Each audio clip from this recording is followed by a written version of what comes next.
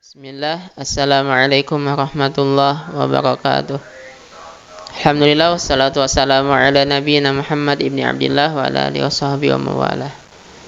Amma ba'd, fa ya ayyuhal hadirun usi nafsi wa iyyakum bittaqwallahi wa ta'atihi faqad fazal muttaqun.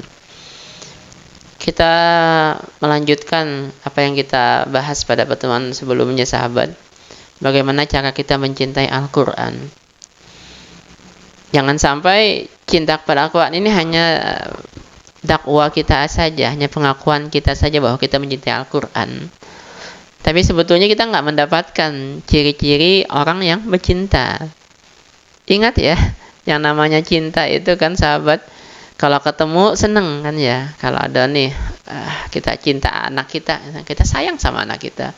Udah lama kita nggak ketemu sama anak kita, ketika kita ketemu, seneng banget rasanya. Kita ketemu, misalnya kita sayang sekali dengan mobil atau barang motor kita, misalnya ada barang kesayangan kita, kemudian kita keluar kota ketemu dengan barang kita, itu pasti akan senang sekali kita. Kalau kita berpisah dengan sesuatu, barang atau seseorang yang kita cintai, ada perasaan rindu, ada perasaan pengen ketemu lagi. Maka seperti itukah kita sama Al-Quran ini? Apakah ada perasaan nggak nyaman saat Al-Quran nggak bersama kita? Apakah ada perasaan senang saat kita bersama Al-Quran? Innamal mu'minuna alladzina idza dzukirallah wajilat qulubuhum wa idza tuliyat 'alaihim ayatuhu zadatuhum imana.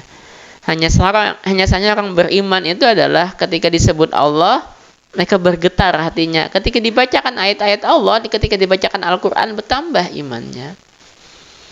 Itu bukti ada perasaan cinta kemudian di dalam hati kita kepada Al-Quran.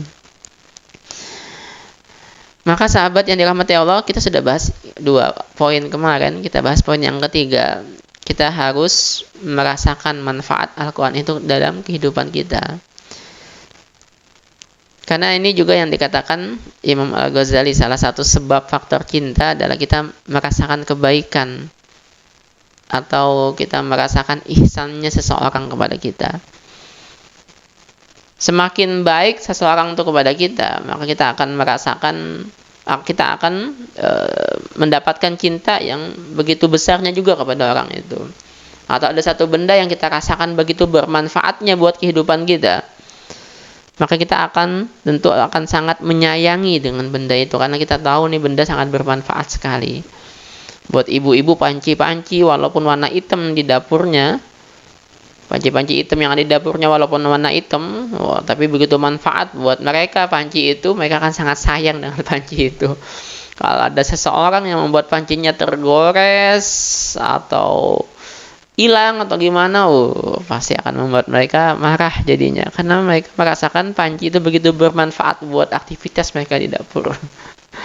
Maka sahabat, untuk kita bisa mencintai Al-Quran ini, rasakan manfaat Al-Quran di dalam kehidupan kita.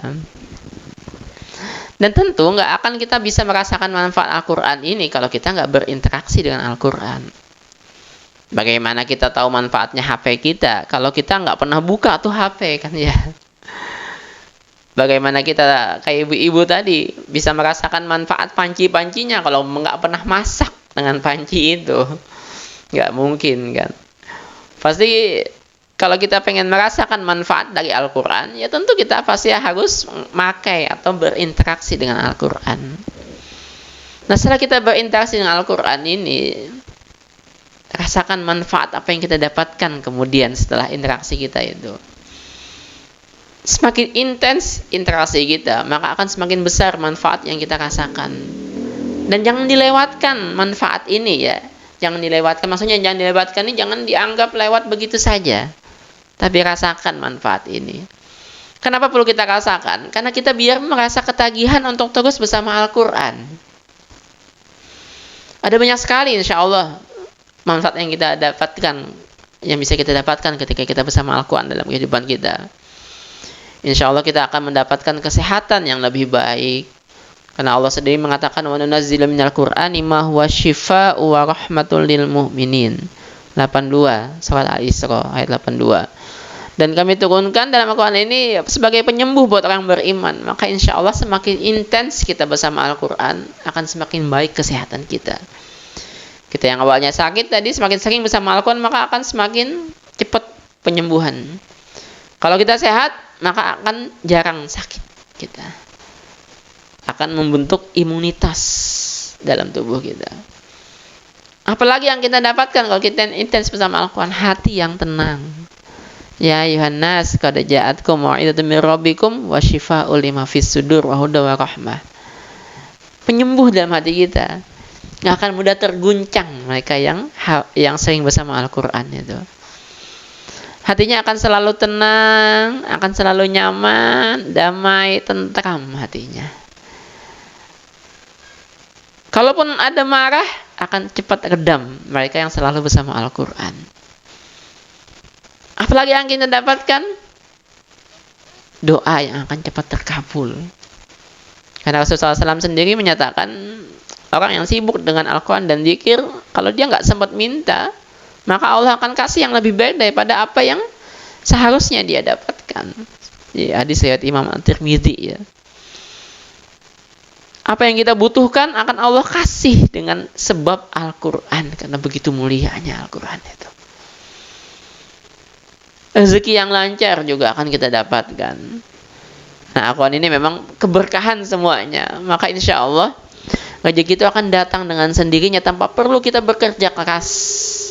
Dan ini sudah saya dapatkan banyak sekali cerita mereka yang intens bersama Al-Quran. Rezeki yang begitu mudahnya. Urusan yang lancar, orang lain kalau ngurus kayak gini jelimet. Tapi ketika orang ahli Al-Quran ini yang berurusan akan begitu mudahnya. Musibah yang akan menjauh dari diri kita.